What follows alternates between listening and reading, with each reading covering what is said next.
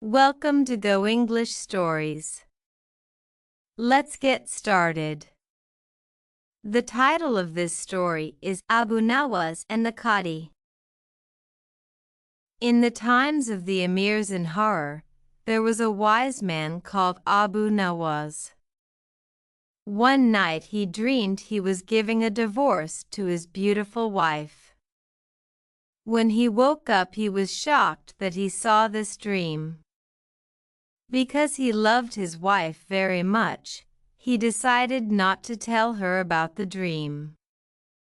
Instead, he went to the Qadi, Islamic judge, for his advice. He said, "I dreamed I was giving my beloved wife a divorce.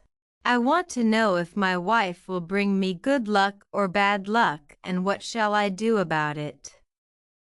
We have no quarrels between us." But the Qadi had in mind to have the wife for himself since she was very beautiful. So the Qadi said, "My son, this dream is very true. So you have to give her a divorce and give her compensation." But Abu Nawas was not satisfied by the Qadi's answer and doubted his motives, suspected him, and left his house.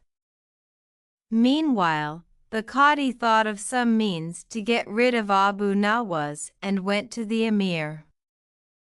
After the greetings, he said, "I have come to deliver a message from my dreams to you.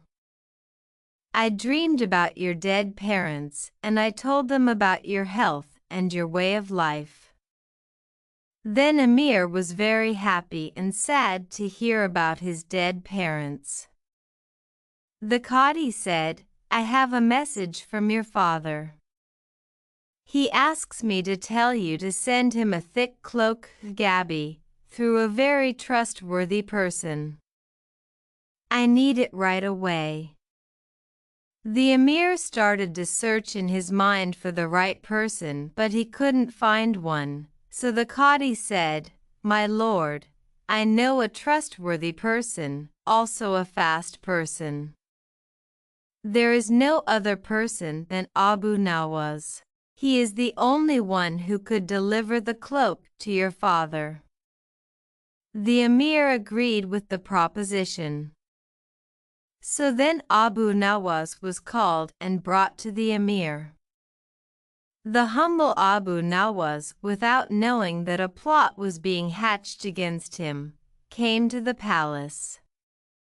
When he was brought to the Emir said, "Abu Nawas, listen very carefully. The reason I brought you here is because the Qadi told me that in his dream he saw my father telling him to tell me that he is in dire need of a cloak and to send him one as soon as possible through a trustworthy person. So you have been chosen to do this job because you are the only trustworthy person that I know. So I want you to tell me when you want to be buried so that I can prepare the cloak." Abu Nawas knew at once that this was a plot directed against him by the Qadi. Immediately he thought of a way out of the plot and agreed with the plan. But he asked one favor from the Emir. He said, "I want to be buried beside my father's grave."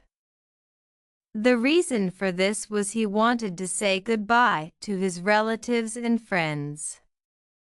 "If you promise this for me, I will promise to obey your orders." The Emir agreed. Then Abu Nawas went back to his room and started to put his plan into practice. He dug his grave himself and put a mark on it. Then he started to dig a tunnel so he could escape after he was buried. This he did in a few weeks. At the end of the 4th week, the Qadi, who was eager to see Abu Nawas buried alive, arrived at the palace before anyone else was there. The Emir with his advisors and counselors entered the throne room. Immediately after that, Abu Nawas entered and sat down. Silence fell, and the Qadi was sitting quietly, but he was eager to listen to what Abu Nawas would say without showing it. Then Abu Nawas stood up and addressed the Emir. He said he had come to fulfill the Emir's wishes, and he was ready to do that without showing any kind of fear.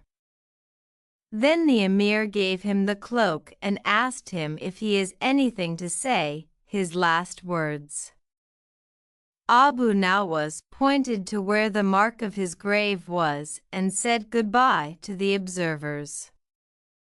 So they dressed him in a shroud, and together with the cloak he was buried in the grave he dug himself. After he was buried, Abu Nawas went out through the tunnel and went to another village and started to live there as another person, changing his face, personality, and everything. After a few weeks, he went to the city where the Emir was residing. When he went to the Emir's house, the Emir saw him and stood up, surprised, and invited him to come in and sit down. After the greetings, he told him about his mission. He said, "I have found both your parents, and I told them that I was sent by their son, the Emir, to give them this cloak. And I gave it to your father. Your father was very happy and sent his blessing. Your mother looks very old, but your father still looks young. I have been with them for 1 week, and when I was going to leave them, your father asked me to deliver a message to you. The message is, your mother is becoming very old. I want to get married to another woman. So, my son, I want you to send me a Qadi who will bless our marriage immediately." The Emir was very happy about the condition of his father and sent for the Qadi to come quickly. Then the Qadi, when he heard that the Emir wanted him, went immediately to the palace. The Emir said to him, "My father has sent me a message through Abu Nawas that he wants to get married again. So I want you to go there immediately and do the marriage according to Sharia law." When the Qadi heard this, he was shocked and sat stunned. The Qadi had no means of getting out of this situation and just blinked his eyes, confused. He did not know what to say. After a while, the Emir said, "Give me an answer. I want an answer." The Qadi came back to life and said, "I want to go home and say goodbye to my family this night, and I will come back early in the morning." So he rushed home and spent the night fidgeting, and he could not think how to extricate himself. So he gave up.